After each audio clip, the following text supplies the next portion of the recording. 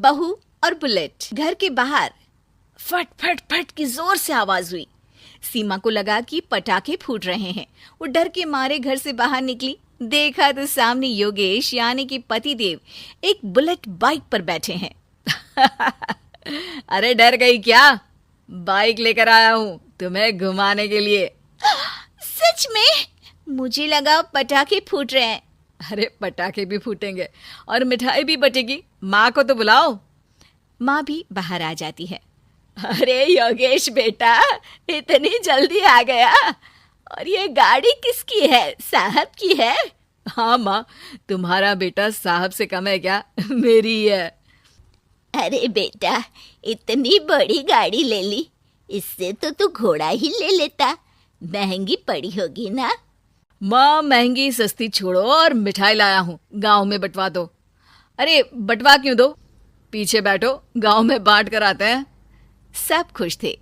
योगेश गांव के बाहर एक कोयले की खदान में मजदूरी करता था। मेहनत और अकल से उसने वहां ठेकेदारी का काम सीख लिया और सूझबूझ से ठीक ठाक पैसा बनाने लगा। गांव में बात फैल गई कि योगेश के घर धमाका गाड़ी आई है। ऐसी गाड़ी पहले कभी किसी ने गांव में तो देखी नहीं थी। योगेश और माँ गाड़ी से वापस घर आ जाते हैं। बेटा, बाबूजी ऊपर से देख रहे होंगे और आशीर्वाद भी दे रहे होंगे तुझे। वो होते तो उनको भी घुमाता माँ। पूरे गांव में नाच नाच के मिठाई बांटने जाते।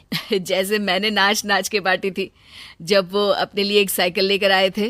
बस बस, बाबूजी दो बात भी सुनाते कि फटफट वाली फटपटी ले आया। सीमा आगे कहती है, अपने लिए तो ये गाड़ी ले आए और मेरे लिए? अरे ये गाड़ी तुम्हारे लिए ही तो है। पक्का मेरे लिए है? अरे पक्का तुम्हारे लिए है। अगली सुबह जब योगेश सो रहा होता है तो उसे बाहर से गाड़ी की आवाज आती है। वो घबरा कर चिल्लाता है, चोर चोर, मेरी गाड़ी ले जा रहा है, चोर चोर। माँ भी जागती है और योगेश के साथ दरवाजे की तरफ भागती है। जैसे ही दोनों बाहर निकलते हैं तो देखते हैं कि सीमा गाड़ी चला रही है। अरे बहू, नाक कटवाओगी क्या? ये क्या कर रही हो? अरे गिर जाओगी, ये क्या कर रही हो तुम? सीमा गाड़ी को रोक कर कहती है, सारे गांव में घुमा लाई, कहीं नहीं गिरी। क्या? सारे गांव में घुमा लाई? अरे लोग क्या कहेंगे बहू? सोचा क्या एक बार? यही कहेंगे कि कितनी अच्छी गाड़ी है। अरे तुम्हारे बारे में। हाँ, कहेंगे ना कि देखो कितनी अच्छी गाड़ी पर बैठी है। बहू गाड़ी रखकर योगेश और सासू माँ के पास जाती है। तुमने कब गाड़ी चलाना सीखा? हमारे बाबूजी के पास पुरानी स्कूटर थी, सीख ली। फिर स्कूल में एक मास्टर जी भी ऐसी ही गाड़ी लेकर आते थे, उन्होंने सिखा दी। हाँ, स्कूल के मास्टर आजकल यही सब तो सिखा रहे हैं। पढ़ाई का कुछ सिखाते तो कुछ भला होता। अरे बहू, अब गाड़ी मत चलाना। हमारे परिवार में कभी किसी औरत ने पीछे से आगे की सीट पे आने की हिम्मत नहीं की है। तुम भी मत करना, समझी? जी समझ गई माँ जी। सीमा सास की बात सुनकर चुपचाप रसोई में जाकर उदास होकर खाना पकाने लगी है। सास सुबह सुबह मंदिर से पूजा करके लौट रही होती है। तभी उसे दो औरतें रोक लेती हैं और कहती हैं, अरे बहू को थोड़े अच्छे लक्षण भी सिखा दो। गाड़ी चलाने निकली थी, गांव की मर्यादा का कोई ख्याल नहीं है। वही तो। अरे पैसे आने लगे हैं तो क्या मतलब कि किसी रीति रिवाज को नहीं मानोगे? अरे समाज में रहना है तो समाज के ढंग से ही रहना पड़ता है।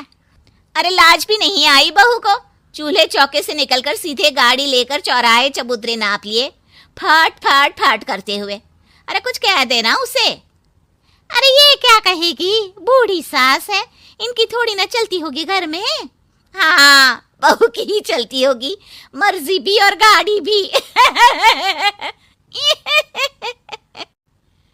सास सब सुनकर घर आती है और बहू को चिल्ला के बुलाती है, अरे नाक कटवा दी सबके सामने गाड़ी चलाकर।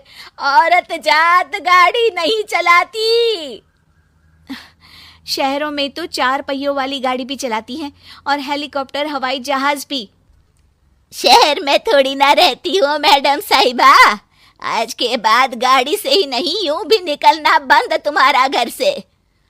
माँ सही कह रही है, कहीं भी जाना हो तो मुझे बता देना, मैं लेकर चलूंगा।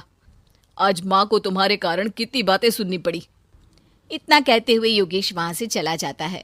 बारिश की वजह से कारखाने के रोड पर कीचड़ रहता है, इसीलिए योगेश गाड़ी घर रख कर जाता है और किसी से लिफ्ट लेकर कारखाने पहुंचता है ताकि नई गाड़ी गंदी ना हो। लेकिन शाम को इतनी तेज बारिश होती है कि उसे वापस आने का कोई साधन ही नहीं मिलता। बारिश बढ़ती जाती है। रात के 11 बज जाते हैं। रास्ते में एक नदी का ब्रिज है। अगर उस पर पानी आ गया तो योगेश कारखाने में ही फंस जाएगा। पूरी रात भूखे प्यासे बितानी पड़ेगी। घना अंधेरा, बिजली की कड़कड़ाहट और तेज बारिश। राजेश डर भी रहा था, ठंड से कांप भी रहा था।